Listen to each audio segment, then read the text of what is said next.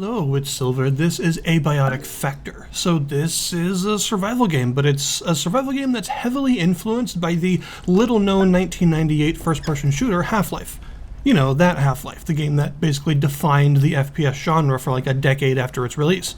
But there's more than that going on here, and the first thing to talk about, of course, is how it looks, because it's all related to this, and it looks really cool. I really like the way this game looks. It's got that late 90s, early 2000s sort of look to it, where you've got these sort of endearing looking scientist character models that have just enough facial animation to not appear too primitive, but also not enough to be like uncanny or anything like that. And also just overall model and texture quality in this game is very indicative of that decade of gaming.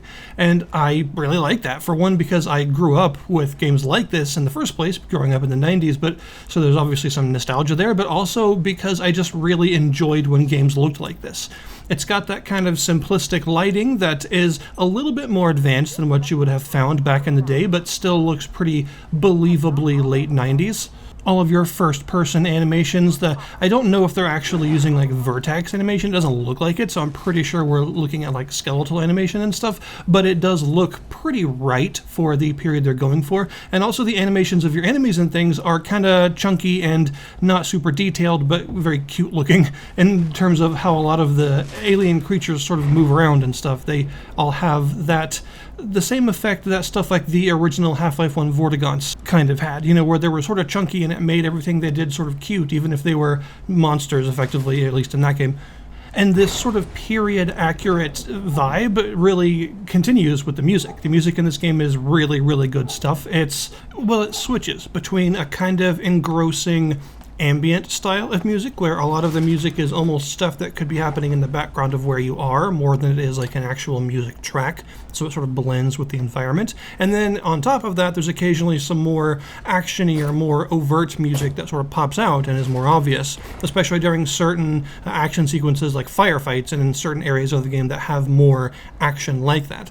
So overall, I'd say its 90s presentation is very successful. It clearly knows what it's doing in terms of creating a believable world that looks like this and sounds like this and is sort of all period correct for what they're going for, with some more modern bells and whistles along the way. So the idea is you will create a science test, and once you create your science test, you can choose a PhD, and they're all have like very silly names. They're like almost real PhDs, but not quite. And these will determine your sort of starting stats, and there's actually a pretty in-depth skill system in this game where there are a whole bunch of different skills that all level up to 12, and at various thresholds throughout that leveling experience they also have some passive perks that they apply to you, like for instance strength level 8 gives you the ability to wield heavy weapons like sledgehammers. And so choosing your starting PhD and stuff is relatively important, even though everyone can level all of the skills as effectively as everyone else. It does determine what spread of skills you start with, which can be handy in terms of, you know, how you want to actually begin playing, because there is quite a lot of variety here in terms of all the things that you can do around the world. But once you start, you will be in the GATE facility, and GATE is kind of like 50% Aperture Science, 50% Black Mesa, but all by way of the SCP Foundation. We have an organization that is obsessed with science to the point of silliness and creating all sorts of weird, ridiculous things, and also portal technology, and also some really horrible stuff that they probably shouldn't be messing with, and they even have a sort of panopticon of contained artifacts and creatures, including a categorization system that mirrors the SCP Foundation's safe Euclid and Keter system, although there are more steps on this one. And to the surprise of absolutely no one, some horrible things happen in the GATE facility, and everything sort of goes downhill, and you're expected to survive within it. And you start out in the sort of offices area, but there are several different wings of the facility that you'll go to, and one of the coolest things about it is how different the wings are from each other. You'll eventually go to places like manufacturing, which is a lot more industrial and wide open, and then you'll end up in places like the labs, which have some really dangerous stuff in them, and a lot of more narrow corridors and things. So each of the wings has some really different circumstances in which you're expected to survive. And you can make your base pretty much anywhere you want, as long as it's near a power outlet. See, power is actually pretty important in this game. You need it to do most things. And your basic workbench, which is the sort of core of your base, it also stops things from spawning around it, so this is the sort of center of it all. This takes power, and you've got to place it near a power outlet in the wall in order to actually plug it in. You'll also eventually get access to all sorts of other blueprints for stuff that takes power, like the repair bench that allows you to repair and salvage stuff for various materials, which you definitely want as soon as possible, or say a recharging station, which allows you to recharge any of your gear that uses batteries, like flashlights or melee weapons that set things on fire and stuff like that. And you'll eventually be able to make things like what are basically like power strips, surge protectors, that you can plug the wall sockets into that then split into 3 more outlets so that you can power a whole bunch of things from just a single outlet and actually expand your base from there. And you sort of expand along the lines of getting more power. And you'll also eventually be able to make things like batteries that store power, because there's a bit of a difficulty in this facility in that at 9 p.m. every night, all the power in the facility goes out. This means that all of your benches and stations and everything will stop working at night, so you won't be able to craft anything and all sorts of stuff like that. And also, it gets very cold in the facility at night, which can have some negative effects on your health. You can make heaters and stuff, but obviously the heaters won't work at night unless you have some sort of battery backup power. So you'll be wanting to make a system of batteries to fill up during the day so that at night you can actually have some things running to, keep yourself safe. Interestingly, this game goes for more of like a single crafting bench kind of thing. In a lot of survival games, you have a whole bunch of different kinds of crafting benches, like a smithing forge and a woodworking table and all sorts of things that craft different sort of varieties of things depending on what they do. But in this game, you don't do that. Instead, it's just the basic workbench that you start out with that crafts just about everything as long as it's powered. You also have a small assortment of things you can craft by hand with no power at all, although this is only just a few basic survival amenities. In terms of the survival mechanics, like your inventory, your hunger and thirst and all that stuff, this game uses a relatively complex system. So first off, your inventory is based around both slots and weight. So you have a limited number of slots that you can put things in, and also a limited amount of weight that you can carry, which is determined mostly by your strength skill. So you'll want to be a little bit careful about what you're picking up, and the way to train up your strength skill is to slightly overload yourself and carry too much around, and while you're exploring, you'll gain strength experience. You can also find various kinds of backpacks around the place. You can even make a really simple one at first, and these are super useful because they have their own slot, and once they're on, they expand both the number of inventory slots you have and the amount of weight that you can carry both at once. So they're super useful to have, and as you explore through the game, you'll find more and more advanced ones that just allow you to carry more, but also some that have some extra benefits as well while they're equipped. You've also got hunger and thirst, and there are various ways to satiate these, but you got to be careful because a lot of the water around the place is sort of infected, and you got to boil it in order to make it safe, although boiling it reduces the amount that you have, of course, because some of it boils off. And you also can find various vending machines to give you some sodas or some chips or something like that to satisfy these meters, but that takes money, so you've got to be exploring around and getting money in order to use these vending machines. Of course, you can also eventually make your own food by frying drops from monsters or by making soups and other things like that. You also have to use the bathroom, which is an unusual feature for a survival game, but yeah, there is a poop minigame and everything, and you do have to occasionally find some bathrooms to use. Luckily, since this is a scientific facility, there are quite a few bathrooms that are relatively easy to find, so it's not difficult to do this or anything. It's just sort of an interesting extra layer that you usually don't see. And there are, of course, other things that make you have to use the bathroom more often, like, say, drinking tons of coffee. You also need to sleep for energy, and this is another place where this game differs from a lot of survival games. For one, you can actually get some of this need just by resting, like sitting down, not actually sleeping, just like sitting on a bench or a couch or something. This can restore some of your energy meter so you don't have to sleep as much. It restores it slowly and only partially. It can't fill it all the way, but still it's something, especially if you're far away from home. However, when you actually do sleep, unusually for the genre, you like power nap. You only sleep for a couple of hours basically each time in order to refill your meters. You don't sleep for like 8 hours and then get super hungry and thirsty when you wake up. It's a really short nap. You also have a pretty cool sort of limb-based damage system where you have a general health gauge, but also a sort of map of your body, your torso, both your legs, both your arms, and your head, and they can all take damage individually and start to turn red. And this can result in things like bleeding, which you need bandages for. Another unusual feature is that bandages do not restore health in this game, they just stop bleeding, but you definitely want them because bleeding does a lot of damage and can last for a while, especially if you have multiple bleeding wounds at once, which can happen. And you can also have things like sprained ankles from falls or broken bones from heavy impacts and stuff, and these will severely negatively impact you in different ways, and there are special ways to take care of them, like healing syringes, which restore your health very slowly, but still it's something, and they just restore your overall condition a little bit over time. But you can also find things like splints that allow you to cure sprains and broken bones, although if you're using it on a broken bone, it takes a while to actually work, because you don't just knit them together magically. And given the nature of this sort of almost paranormal scientific facility, you also will come across some hazards that are not as easily defined, and especially stuff like radiation, for instance. You can get irradiated, and there are various negative effects to radiation, like at first you'll start to get sick and throw up occasionally, which will decrease your hunger and thirst and stuff, but it can get even worse than that and have some other effects. And there are some other things I'm not going to spoil that you will eventually start to encounter later that really will challenge how you deal with certain things, and often require you to craft certain difficult to obtain machines and stuff in order to actually survive them. The vibe of the facility is a really cool feature of the game, in my opinion, because of each area being very different. This means that it's almost like playing multiple different games, because the atmosphere of each area can change so much. Like, the offices are pretty classic sort of indoor office spaces you've seen a lot in games, and are always fun to navigate and are really fun to survive in, because you get to sort of look at everything a little bit differently, like what can I disassemble for what parts and stuff, and where can I build my base in these offices and sort of retrofit everything to be a defensible position and all that stuff. So they're good stuff. They're a good sort of varied area that has a lot of different hazards for you to face in it. But then you get to something like manufacturing, and suddenly you're in Half-Life 1, we've got hostiles. And then when you reach the labs, things take a much more sort of horror-themed turn. Like, it goes full-on survival horror in certain aspects, and almost feels a little bit Resident Evil-y in certain places, and some other things like that. And you'll also see some other classic survival horror influence. Like, when you get to Flat Hill, for instance, it's basically Silent Hill by way of the SCP Foundation. That's actually something I should mention, by the way, is that you're not only in this one facility with all of its various wings, you're also going through different portals to other portal worlds. Some of these are small sort of pocket dimensions, others are much larger areas that have a lot of explorable area to go through, and their own unique hazards.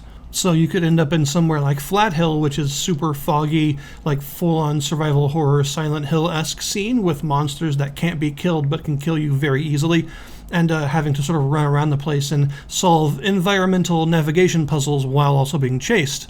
And then you might end up in places like the train area, where you're on this infinitely looping train with loads of military guys with guns, and suddenly it's like a much more action-y sequence of like full combat throughout the whole thing. In terms of combat, by the way, this game does kind of an interesting thing. It makes melee options your most reliable. They have the most durability, and also they just do a lot of really good damage, and you can eventually get both blunt and sharp melee, like power attack skills that do a lot of extra damage and stuff like that. So they're just really reliable weapons.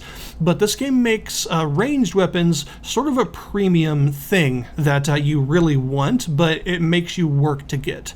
The first ranged weapon you're likely to have is a simple makeshift crossbow you can make that fires out pins as bolts. And it is okay for a starting ranged weapon. It is your only source of ranged damage for a while, so it is something, but it's not very effective, and it also is very inaccurate. Your aiming in general is highly inaccurate in this game until you get your accuracy skill up, and even then it never gets like perfect, because you're not a military person, you're a scientist. But being a scientist, you can also make some other more advanced things like coil guns. These fire screws as ammunition, and these are going to be your first more effective, reliable ranged weapons, but they cost these things called power cells, which are difficult to get at first. Mostly you have to brave Flat Hill in order to actually get them, and although you will start to find them a little bit later on, they can still be difficult to get back home because they let off a tremendous amount of radiation just by carrying them.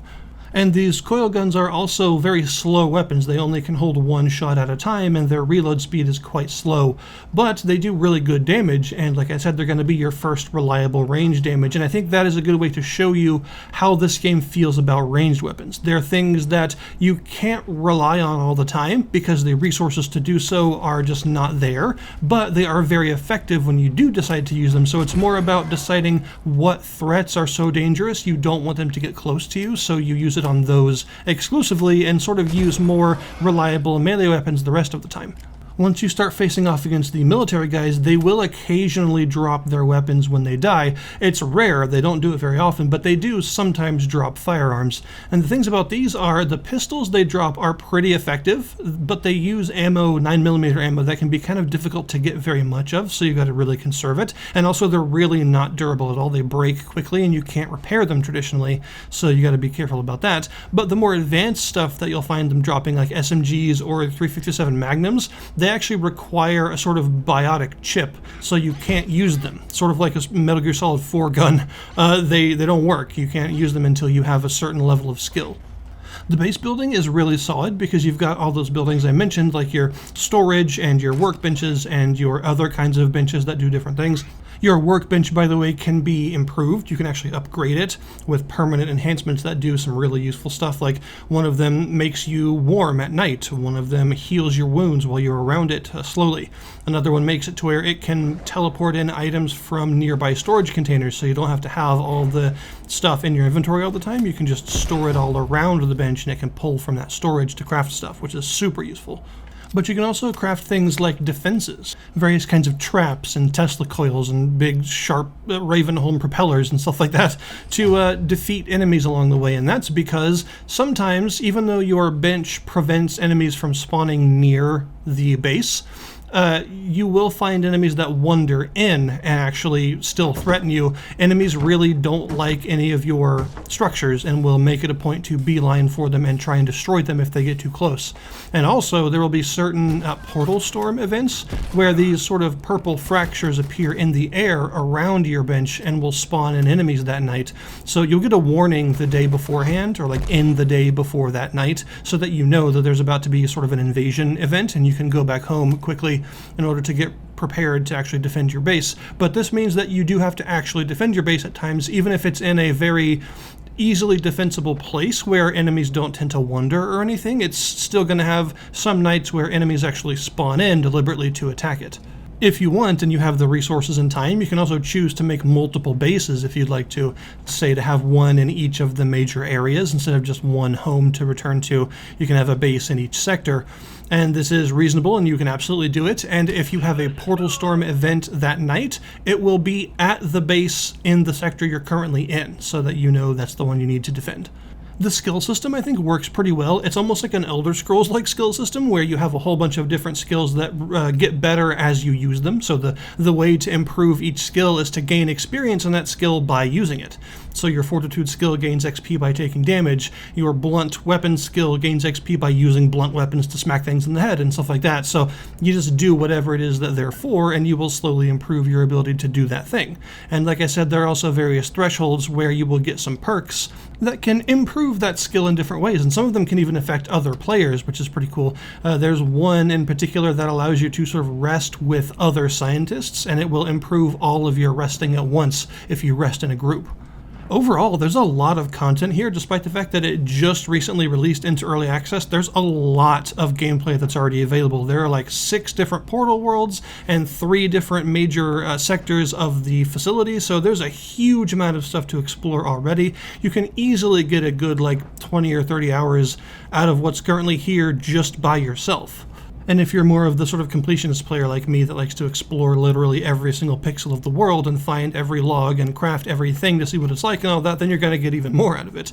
And then of course there's the co-op multiplayer where you can all build a base together and make each other soup and then go and explore and murder some military dudes and probably get shot while you're running away. So there's a lot to do, and using the current content as a blueprint for how this game is going to work, how it's going to be going forward, I'm very excited to see what they add in time with the new sectors and the new portal worlds and stuff like that, because the atmosphere of this game, the overall feel of it, the way that everything looks and sounds and feels and plays is really unique. I've never played a survival game that feels like this one does, and I haven't really played a game that's felt like this at all for a very long time, probably since like the early 2000s, I would say, like '04 maybe.